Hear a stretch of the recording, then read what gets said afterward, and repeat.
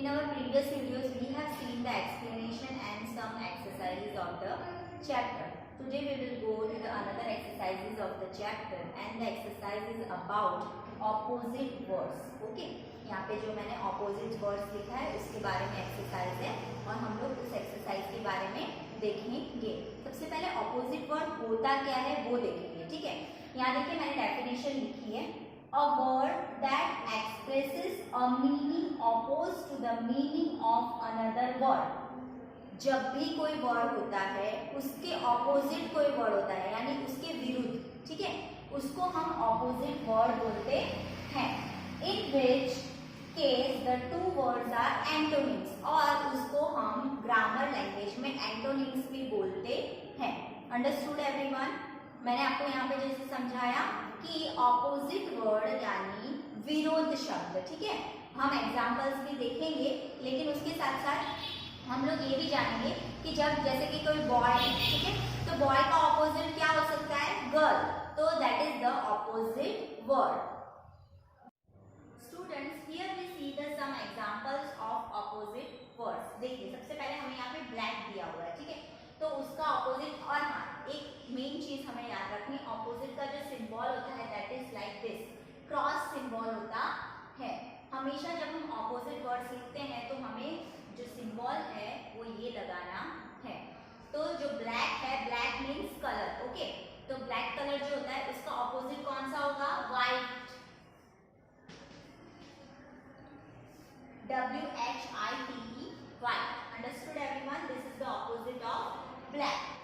Okay, now the second word is laugh. Laugh मतलब होता है हंसना. So what is the opposite of laugh? Cry.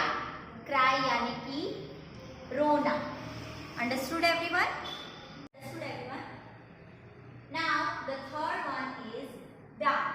Down का opposite word क्या होगा? Down मतलब नीचे जाना. तो डाउन का जो ऑपोजिट होगा that is up, UP, up.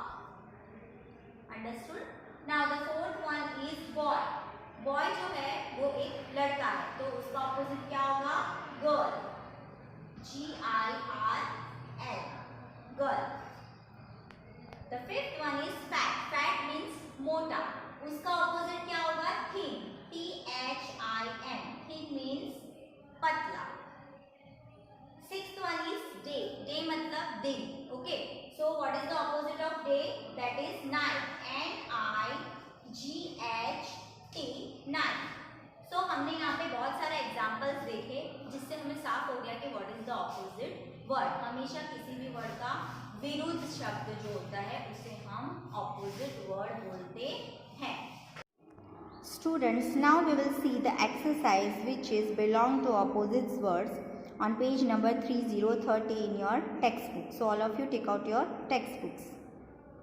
Here see B1. Some words are given below. Look for their opposites in the magic carpet. यहाँ पे हमें एक कारपेट दिया गया है, ब्लू कलर में दिख रहा है सबको? ओके, यहाँ पे ये जो कारपेट दिया है हमको, उस कारपेट के अंदर हमारे ऑपोजिट्स वर्ड लिखे हैं और यहाँ पे हमें कुछ वर्ड्स दिए हैं। हम लोगों को इन वर्ड्स को देख के उनके ऑपोजिट्स के ऊपर सर्कल करना है। क्या करना है? सर्कल करना है, और यू कैन अंडरलाइन ऑल्सो, ठीक है, कुछ भी आप कर सकते हैं। Now see the first one is big.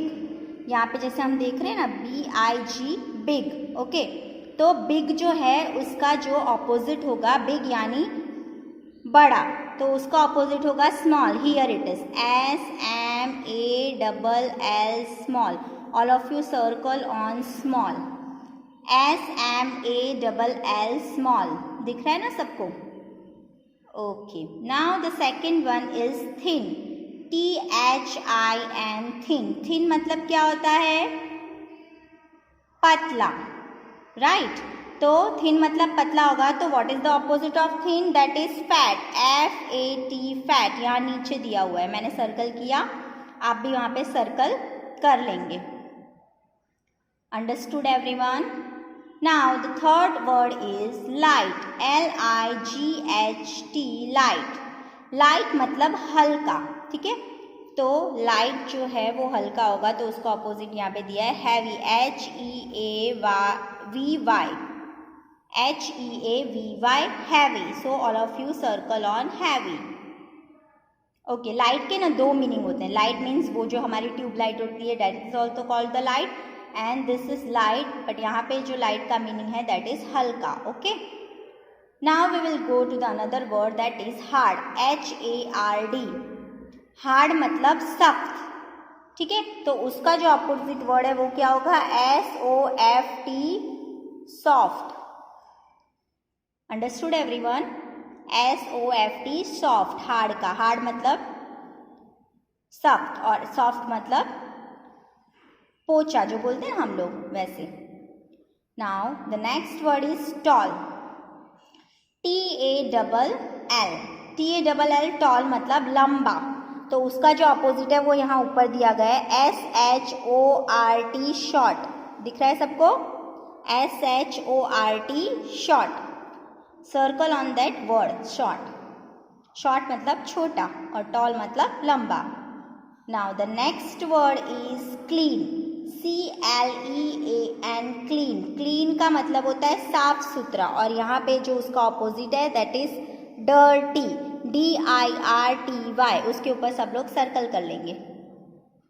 सबको समझ में आया? ऑपोजिट का मतलब, ऑपोजिट का मतलब विरोध शब्द, जैसे कि विरोधाती शब्द. जैसे अगर हम किसी भी, यहाँ पे हमने बहुत सारे एग्जाम्पल भी देखे और हमने ये एक्सरसाइज भी सॉल्व की, प्लस मैंने आपको ब्लैक बोर्ड पे भी समझाया कि what is opposite word. So all of you understood? Okay, now we will go to the unscramble word exercise. यहाँ पे जो हमें अनस्क्रैम्बल वर्ड एक्सरसाइज उसके नीचे दिखाई दे रही है, here the word unscramble. Unscramble का मीनिंग क्या होता है सबसे पहले तो वो समझिए. अनस्क्रैम्बल मतलब हमें जो स्पेलिंग है उसको उल्टा फुल्टा करके दिया होता है, हम लोगों को उसको सही करना है. अंडरस्टूड? यहाँ पे जैसे पिक्चर दिया हुआ है, बहुत सारे पिक्चर्स हैं, उसके नीचे उनके spelling. So see here the word elephant, हमको जो उल्टा फुल्टा दिया है एलिफेंट वर्ड, उसको हमको सीधा करके लिखना है. यहाँ पे पिक्चर में हम देख पा रहे हैं कि this is elephant. So we will write ELEPHANT. Okay, this is the spelling of elephant. जैसे कि यहाँ पे देखिए हमको दिया था जो वर्ड्स ANEPHLET, मतलब उल्टे फुल्टे वर्ड्स दिए थे, उसको हमने सही करके एलिफेंट का सही स्पेलिंग लिखा. What is the word? ELEPHANT, elephant. Understood? इसको बोलते हैं अनस्क्रैम्बल वर्ड. यहाँ पे हमें जो फोटो दिया है that is the photo of tree. तो ट्री में भी यहाँ पे हमें उल्टे फुल्टे वर्ड दिए हैं. We will write here TREE. Understood? Now the third one is, यहाँ पिक्चर में जैसे हम देख रहे हैं मैंगो, जो सबका फेवरेट फ्रूट होता है. ठीक है, उसका स्पेलिंग है MANGO. Understood? Now the fourth one is grapes. ठीक है, this is also a good fruit. We will write the spelling GRAPES. Understood everyone? हमने यहाँ पे जो वर्ड्स देखे फोटो के साथ में, हमें जो उल्टे पुल्टे दिए हुए थे, that is called the unscramble word. उसको हमें सीधा करके उसका सही स्पेलिंग लिखना था. So we will write this in our notebook also. Okay, now we will go to the another exercise which you can see. Write exercise जो दी है पेज नंबर 30 पे ही. Use words in places of pictures to complete the story, then read the story. यहाँ पे हमें एक story के रूप में पिक्चर्स भी दिए गए हैं. हम लोगों को ये जो पिक्चर दिए ना, उनकी जगह पे उनके नाम यूज़ करने हैं. मतलब जो बाजू में डैश दिया है वहाँ पे पिक्चर के नाम लिख देने हैं. So now we will see what is in the story. ठीक है, फर्स्ट इज ए. यहाँ पे किसका पिक्चर है? डॉग का. So we will write DOG, dog. A dog walks out of his, ये डॉग का घर है. डॉग के घर का नाम क्या होता है? Kennel. KENNEL, kennel. Understood? Finds a dash. ठीक है, फाइंड्स अ, यहाँ पे एक पिक्चर दिया गया है, दिख रहा है सबको? बोन, BONE, बोन, हड्डी जिसको बोलते हैं. ठीक है, ही passes अ डैश, ये एक पॉन्ड है, POND, pond. We can say तालाब. Okay, after that sees himself in the water. He sees himself in the water. He thinks it is another. फिर से डॉग का पिक्चर है तो DOG डॉग लिख देंगे.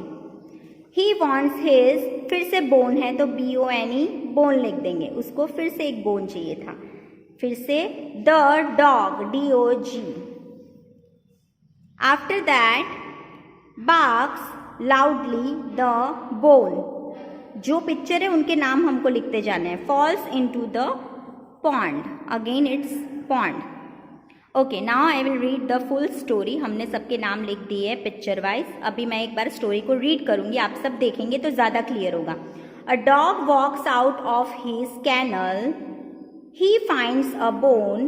ही passes a pond. Then he sees himself in the water. He thinks it is another dog. He wants his bone. The dog barks loudly and the bone falls into the pond. So this is the story. Story के अंदर ये है कि एक dog जो जा रहा था उसको अपने घर की तरफ, उसको एक बोन दिखाई देता है, हड्डी का टुकड़ा. फिर वो एक पॉन्ड के पास से गुजरता है. वहाँ पे उसको अपनी ही परछाई दिखाई देती है. ठीक है, तो उसको ऐसा लगता है कि वो जो दूसरा डॉग है वो अंदर है पानी के, तो वो भौंकने लगता है.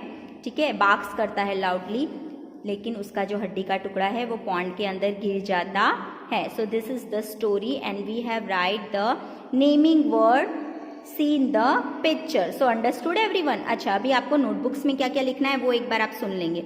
जैसे कि मैंने आपको बताया था ऑपोजिट्स वर्ड, ये जो फर्स्ट एक्सरसाइज है वो आपको लिख लेनी है अपनी नोटबुक में अच्छी हैंडराइटिंग में. After that this unscramble word वाली एक्सरसाइज है वो भी आपको नोटबुक में लिख लेनी है. हो सके तो पिक्चर बनाइएगा या फिर you can paste the picture also. हाँ, एलिफेंट का थोड़ा हार्ड है वो आप नहीं बना पाएंगे, पर tree, mango, grapes that you can draw. Okay, so you can draw that pictures also and write in the notebook. After that, this story exercise you don't have to write into your notebook, only you have to write into the textbook. Now the next video is about worksheet 1 in your textbook. We will see in the next session. Thank you.